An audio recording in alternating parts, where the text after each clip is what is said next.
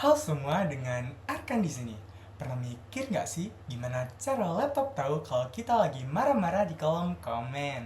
Jawabannya ada di perangkat input dan output. Kita pada tuntas yuk, full datanya dari A sampai Z. Gasken.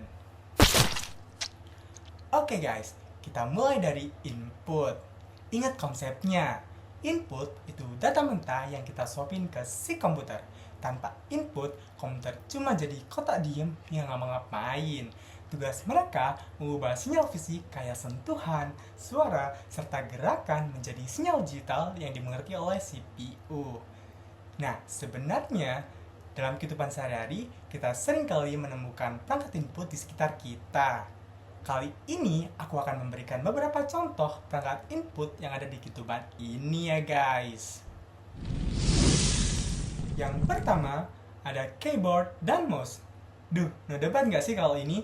Tapi tahu nggak, keyboard itu mengubah setiap tekanan jari kita jadi kode America Standard Code International Interchange yang akhirnya diproses jadi huruf di layar. Sementara mouse itu merekam perubahan di permukaan dan mengubahnya jadi koordinat X dan Y biar pointernya bisa gerak lincah. Yang kedua ada mikrofon. Ini bukan cuma buat nyanyi ya guys. Mikrofon menangkap gelombang suara dan mengubahnya jadi sinyal listrik analog terus diubah lagi jadi digital lewat sound card biar bisa direkam atau dikirim saat voice call. Keren kan prosesnya? Yang ketiga ada scanner dan barcode. Kalau scanner itu fungsinya mirip dengan fotokopi, tapi hasilnya digital. Dia motret dokumen fisik, terus menganalisis pola gelap terangnya untuk disimpan sebagai file gambar. Kalau yang sering kita lihat di kasir itu namanya barcode reader ya guys. Itu cuma inputan angka yang diwakili oleh garis-garis hitam putih yang lebih cepat dan lebih akurat untuk memproses suatu kode ya guys. Yang keempat ada sensor dan joystick. Joystick biasanya digunakan oleh para gamer untuk bermain PS. Joystick sendiri merupakan inputan spesifik buat game.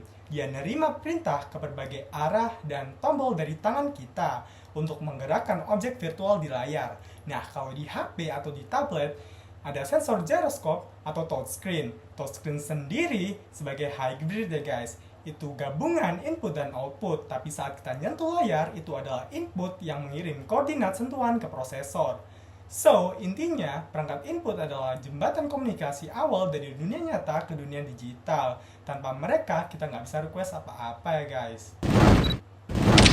Oke guys, setelah kita membahas soal perangkat input, saatnya kita lanjut ke perangkat output. Kalau tadi kita yang ngasih, sekarang giliran si komputer yang balas dan menampilkan hasil olahannya ke kita. Dia ngubah data digital yang udah diproses oleh si CPU jadi sesuatu yang bisa kita lihat oleh mata, kita dengar oleh telinga, atau pegang oleh tangan. Sama seperti perangkat input, perangkat output juga sering kita temui. Dan juga saya akan memberikan beberapa contoh perangkat output yang pernah kita tahu ya guys. Yang pertama ada monitor. Ini yang paling sering kita tatap ya guys. Monitor itu nerima data digital terus mengubahnya jadi pixel dengan kombinasi warna RGB. Semakin tinggi resolusinya, semakin banyak pixel yang bisa ditampilkan. Jadi video yang kamu tonton saat ini itu hasil olahan output dari jutaan pixel yang nyala dan mati cepet banget ya guys. Yang kedua ada speaker. Speaker memiliki cara kerja dengan mengubah sinyal listrik digital yang keluar dari sound card jadi getaran mekanik yang menghasilkan gelombang suara ke telinga kita. Makanya kamu bisa dengerin bass yang nendang atau vokal yang bening. Semua itu data digital yang udah divibrasikan. Yang ketiga ada printer. Ada dua tipe utama.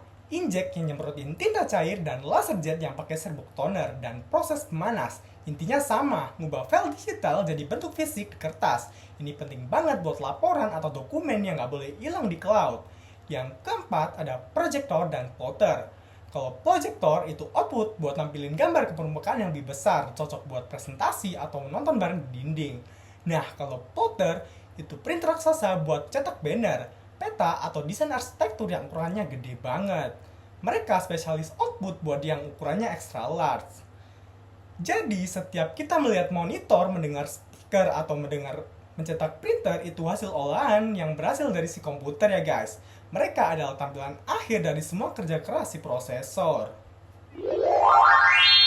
Nah, gimana guys? Udah clear banget kan bedanya input sama output?